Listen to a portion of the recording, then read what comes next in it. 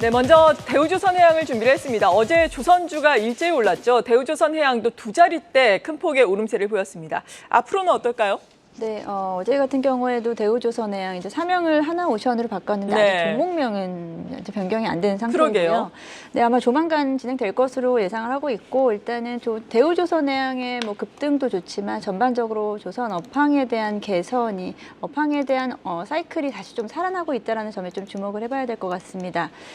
이제 조선 사이클은 워낙에 좀 길기 때문에 좀 사이클 자체가 좀 텀이 길기 때문에 이에 대한 부분을 좀 살펴보면 2020년 이후 하반기부터 이제 신조선가가 상승을 하고 있고 올해 들어서는 이제 LNG 선박 등 이제 친환경 선박, 고부가 가치 선박 쪽의 중심으로 해서 신조선가가 상승을 하고 있습니다. 조선주 같은 경우에도 올해 1분기를 저점으로 해서 지금 반등이 되고 있고요. 네. 여기에 뭐 대우조선해양의 하나로의 편입에 대한 부분으로 뭐 개별적인 이슈도 있겠지만 전반적으로는 업황 사이클에 대한 회복이다라고 좀 볼 수 있겠고요. 지금 IMO 국제해사기구의 아무래도 친환경 선박으로의 규제가 강화되고 있는 상황 속에서 이에 따른 수요도 급증하고 있다라고 좀 볼 수 있겠습니다. 최근에는 중고선가보다 신조선가가 더 높아지는 그런 여러 가지 좀 여건들로 봤을 때는 업황 사이클이 회복되고 있다는 부분에 포커스를 맞춰야 되겠고요. 대우조선해양 같은 경우에는 이제 맞서 말씀드렸듯이 하나오션으로 사명을 이제 변경을 했고 하나 그룹 내의 시너지를 기대해 볼 수 있다라는 부분에서 가장 지금 주목을 받고 있습니다. 올해 같은 경우에도 적자는 이어질 것으로 보여지고 있고요. 10분기 계속 연속 적자를 유지를 하고 있는데 올해 같은 경우에는 적자폭을 대폭 줄이면서 내년에는 흑자 전환이 가능할 것으로 좀 보여지고 있습니다. 아무래도 하나그룹과의 시너지를 가장 좀 큰 부분으로 볼 수 있겠고 네. 신사업에 대한 부분 추가를 한 부분은 해운업에 대한 이야기까지 좀 나오고 있기 때문에 조선업과 해운업 그리고 그룹 내에서의 안정적인 수급이 좀 동반되면서 앞으로 조선업 전반적으로 좀 지켜봐야 될 섹터가 아닌가라고 생각하고 있습니다. 네, 조선주에 대해서 유망하게 말씀을 해주셨습니다. 두 번째 종목입니다. 두 번째로는 핸드셋 내에서 MC넥스 준비를 했습니다. 이 시간에 MC넥스 다뤄본 게 언젠가 싶을 정도로 사실 시장에서 큰 관심은 없었던 종목인데 요즘 다시금 관심을 조금씩 받고 있는 상황이에요. 외국인도 지금 9거래일 연속 MC넥스를 순매수하는 양상을 이어가고 있는데 아무래도 뭐 핸드셋도 핸드셋이지만 전장에 대한 기대감이 좀 있지 않겠습니까? 네, 일단은 말씀하셨던 것처럼 MC넥스 사실 이제 주가 자체를 보게 되면 뭐 거의 작년 10월부터 계속 횡보하는 흐름이 나왔다라고 네. 좀 말씀드릴 수 있을 것 같고 특히 이제 카메라를 중심으로 한 좀 매출 같은 경우가 1분기도 살짝 좀 이제 컨센서스를 하회하는 모습을 보여주면서 아직 시장에서는 좀 관심이 없는 부분이 있다라고 좀 말씀드릴 수 있을 것 같은데 지금 앵커님 말씀하셨던 것처럼 전장에 대한 기대감 제가 볼 때 하반기에 조금씩 이러한 좀 모멘텀이 생기지 않을까라는 좀 생각은 하고 있습니다. 일단 뭐 매출과 관련된 부분 특히 1분기 실적을 좀 말씀을 드리면 특히 이제 영업이익 같은 경우 28억 정도를 좀 기록을 하면서 컨센서스 대비 이제 모두 기대치를 하회한 모습을 좀 보여줬는데요. 특히 이제 이 삼성전자 플래그십 갤럭시 5 시리즈를 중심으로 해서 지금 이제 좀 판매 전략이 좀 있었습니다만 이런 부분이 살짝 좀 미스가 났던 부분들 여기에 또 이제 반도체라는 이미 센서 같은 좀 원자재 관련돼서 좀 가격이 올라가면서 좀 재료비가 증가했던 부분들이 좀 악영향을 미쳤다 볼 수 있을 것 같은데 결국 이러한 부분들이 2분기를 좀 중심으로 해서 다시 한번 조금 이제 실적이 턴어라운드하는 모습이 나오지 않을까라는 좀 생각을 하고 있습니다. 특히 일단은 갤럭시 A 신모델이 지금 이제 2분기에 좀 출시가 됐기 때문에 메인 카메라를 중심으로 해서 좀 공급이 예상된다라고 좀 말씀드릴 수 있을 것 같고요. 또 여기에 더해서 전장 부분이라고 볼 수 있는 이제 뭐 완성차 OEM 업체들 여기다 또 이제 ADAS 같은 제가 볼 때 자율주행 관련된 쪽과도 어떻게 보면 포트폴리오가 확장되는 부분이 있기 때문에 이와 관련돼서 이제 P와 Q가 좀 모두 증가하는 어떤 그런 부분이 아닐까라는 좀 생각을 하고 있습니다. 뭐 그런 측면에서 2023년 제가 볼 때 1분기 올해 같은 경우는 조금 실적이 삐끗했습니다만 오히려 올해 같은 경우는 이익이 좀 개선되는 좀 그런 한 해를 좀 봐야 되지 않을까 생각을 하고 있고 오히려 내년을 좀 보면서 지금 시점부터 모아갈 수 있는 그런 종목이 아닐까 생각을 하고 있습니다. 네, 모아갈 수 있겠다. MC넥스에 대해서 말씀을 해주셨고요. 다음 종목 바로 알아봅니다. 네, 다음으로는 2차 전지 내에서 LNF를 준비를 했습니다. 사실 실적에 대한 실망감으로 인해서 고점 대비해서 꽤나 깊은 조정을 받았습니다. 이런 가운데 최근에 다시금 또 올라오는 양상이 나타나고 있어요. 물론 어제는 쉬어갔지만 기관도 꾸준하게 또 순매수를 하고 있던데요. 네, 말씀하신 대로 LNF 최근 오늘 어제까지 포함해서 3거래일 동안 외국인 기관의 수급이 좀 들어왔고 어제는 외국인들이 좀 순매도를 보였긴 하지만 네. 한 3거래일 동안 10% 정도 반등이 성공했습니다. 네. 뭐 전반적으로 2차 전지 양극재 쪽으로의 좀 매기가 들어왔다라는 부분에서 같은 방향성으로 가져간다라고 볼 수 있겠는데 LNF 뭐 어제 같은 경우에는 또 새로운 투자 증설에 대한 뉴스가 나왔는데요. 최근에 2차 전지 업체들이 가장 좀 주목하고 있는 부분이 새만금 산업단지 쪽인데요. 새만금 산업단지 내에서 전구체 생산 공장에 대한 건설을 MOU를 맺을 것으로 예정을 하고 있습니다. 네. 규모는 한 8천억 원 정도 되고 연간 한 8만 톤 정도 규모로 생산 계획을 가지고 있는데요. 지금 IRA에 대한 대응책으로 지금 국내 업체들이 양극재 업체들이라든지 국내 업체들이 지금 미국보다는 국내에서의 전구체 생산 설비를 지금 늘리고 있는 추세입니다. 이에 대한 부분에서 지금 이미 새만금 산업단지 내에는 LG화학이라든지 SK온, 에코프로 같은 대기업들이 전구체 생산 라인을 확보를 하고 있는 상태이고요. 그를 통해서 LNF도 역시 이에 좀 추가적으로 편승하는 분위기다라고 좀 볼 수 있겠습니다. 그리고 이제 아무래도 이제 전구체 산업 쪽에서는 재련 기술에 대한 부분이 필요한 게 있는데 뭐 나온 기사로는 지금 협의 중인 부분은 LS M&M 기존의 니코동 재련인데요.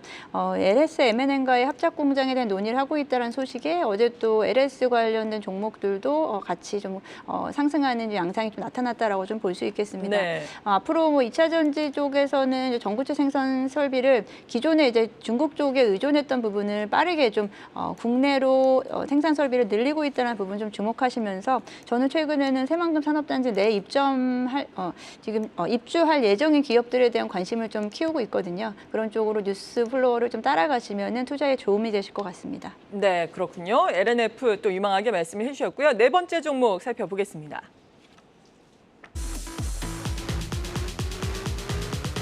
네 번째로는 원익 QNC를 준비를 하셨습니다.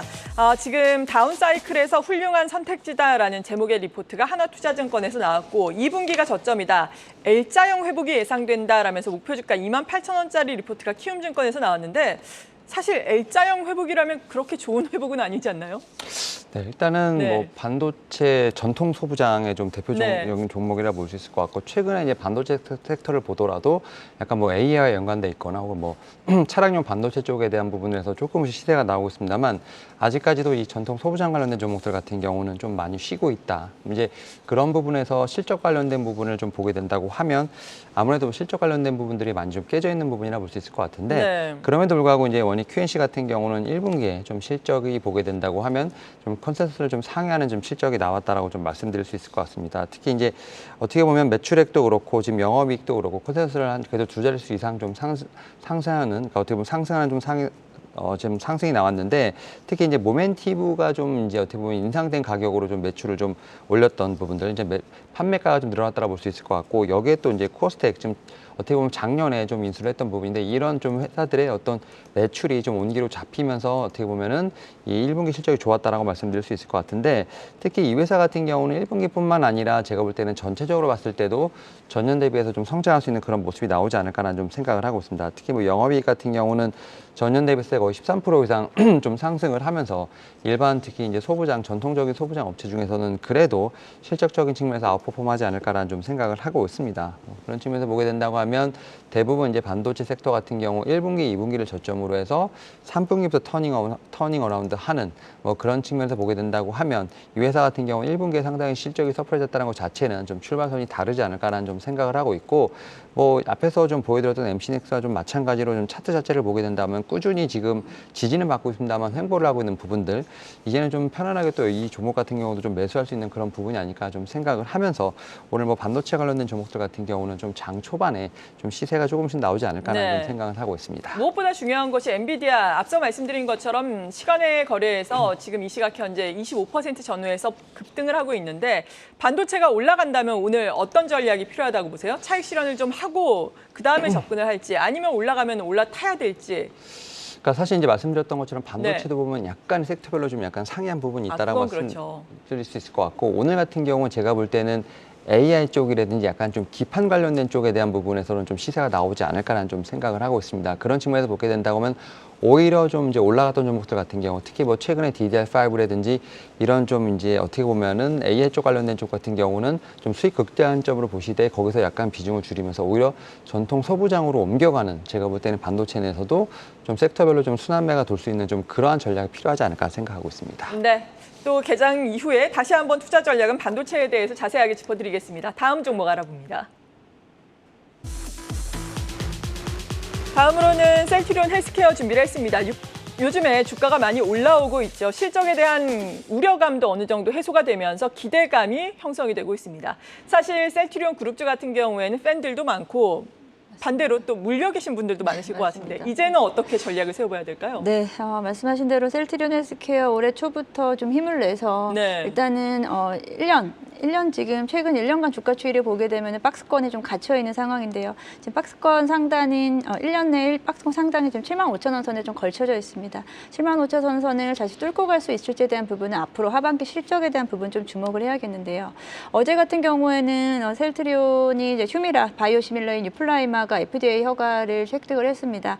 기다려왔던 부분이고 순차적으로 좀 진행이 되고 있다라는 부분을 확인할 수 있겠고, 휴미라는 아무래도 바이오시밀러 시장에서 최대 대여기 때문에 네. 이에 대한 부분 많은 이제 글로벌 제약사들이 다 이 부분에 다 포커스를 맞추고 있기 때문에 사실 뭐 그만큼 또 경쟁도 좀 치열한 시장이기도 합니다. 휴미라의 글로벌 매출액이 한 27조 되는데 그중에 미국에서만 24조 정도를 점유하고 있기 때문에 미국에 대한 앞으로의 미국 내에 대한 점유율이 가장 좀 중요한 부분이다라고 생각하고 있고요. 7월부터 이제 미국에서의 판매가 이제 시작될 것으로 예상을 하고 있습니다. 뿐만 아니고 이제 실적 면에서 이제 이런 부분에서 회복이 될 부분은 이제 유럽 내에서도 지금 최근 직판을 확대함에 따라서 램치마 SC 같은 부분에서 판매 호조를 보이고 있다라는 점 같이 동반해서 체크를 해보시면 좋을 것 같고요. 지금까지는 뭐 기대감이라든지 그리고 제약 바이오 섹터가 최근에 이제 금리 인상이 어느 정도 둔화되면서 네. 금리에 대한 부담감이 없어지기 때문에 제약 바이오 섹터로 일정 부분은 다시 한번 또 수급이 들어오는 모습인데요. 이제 거기서 끝나는 게 아니고 여기서는 본격적으로는 앞으로 이제 실적에 대한 부분이 같이 받쳐줘야 기대감과 함께 지금 말씀드린 최근 1년간 박스권 내에서의 상단인 75,000원 선을 뚫을 수 있지 않을까라고 기대를 해보면서요. 제약 바이오 섹터도 지금 단기간에 좀 오른 부분이 있지만 중장기관점에서 봤을 때 아직 멀었거든요. 맞아요. 갈 길이. 그렇기 때문에 좀 긴 호흡으로 접근하시면 좋을 것 같습니다. 네, 계속해서 마지막 종목 역시 제약 바이오 내에서 준비를 했는데요. 어떤 종목인지 만나보겠습니다. 네, SK 바이오팜을 준비를 했습니다. 역시 최근에 외국인과 기관의 양 매수가 들어오면서 좀 올라오고 있는 상황인데 주봉을 놓고 보자면 여전히 우하향 기조를 계속해서 유지하고 있는 상황이거든요. 이제는 다시금 힘을 낼 수 있을까요? 네, 일단 오늘 공교롭게도 제가 가지고 있는 종목들 자체가 대부분 다 주가상으로 좀 많이 쉬고 있는 종목이라 그러네요. 말씀드릴 수 있을 것 같고, 최근에 보게 되면 저는 이제 셀트리온 그룹주를 좀 중심으로 해서 제약바이오 섹터에 좀 수급이 좀 몰린다라고 생각을 하고 있습니다. 일단 뭐 아무래도 이제 신약 관련된 부분에서 보게 된다고 하면 그래도 FDA 좀 승인을 받은 좀 약을 갖고 있는 SK 바이오팜 같은 경우도 이제는 좀 주목해봐야 될 시점이 아닐까 생각을 하고 있는데요. 일단 뭐 실질적인 측면에서 보게 된다고 하면 1분기 같은 경우 그렇게 썩 좋지는 못했습니다. 일단 뭐 매출 같은 경우는 좀 상당히 아웃퍼포하는 모습을 보였습니다만 영업이익 같은 경우 좀 적자가 나온 부분이 있다라 말씀드릴 수 있을 것 같은데, 아무래도 이제 제가 볼 때는 비용에 대한 부분이 아무래도 조금 이제 효율적으로 이제 좀 재고부터 시작해서 비용에 대한 효율화가 분명히 좀 필요하지 않을까 생각하고 있고, 뭐 그런 측면에서 동사 같은 경우도 전사적으로 올해 좀 비용 효율화에 상당히 힘쓸 것으로 보이고 있습니다. 여기에 뭐 대표적인 이제 약이라고 할 수 있는 이제 엑스코프리 같은 경우는 어쨌든 처방전 수가 좀 상당히 늘어나고 있고 매출이 나오고 있는 상황이기 때문에 그런 측면에서 올해 한번 좀 매출에 대한 성장성을 좀 기대해 볼 수 있지 않을까라는 좀 생각을 하고 있고, 최근에 이제 좀 비대면보다는 이제 대면 영업이 상당히 강화되고 있죠. 미국 시장에서 상당히 강화되다 보니까 기존에 좀 어떻게 보면 처방 건수 상당히 늘어나고 있는 상황, 그래도 주당 봤을 때 뭐 100건 이상 늘어났다는 점에서 봤을 때 매출의 성장 속도는 상당히 늘어나지 않을까라는 좀 생각을 하고 있고, 최근에 보게 된다면 이 엑스코프리 같은 경우가 뭐 제품 같은 경우가 이제 소아 적응증까지도 확대되는, 어떻게 보면 좀 포트폴리오가 좀 확대되는 상황이기 때문에 제가 볼 때 뭐 중장기적으로 봤을 때도 지금 제약바이오 쪽에서 꼭 봐야 할 종목 중에 하나가 아닐까라는 좀 말씀을 좀 드려보도록 하겠습니다.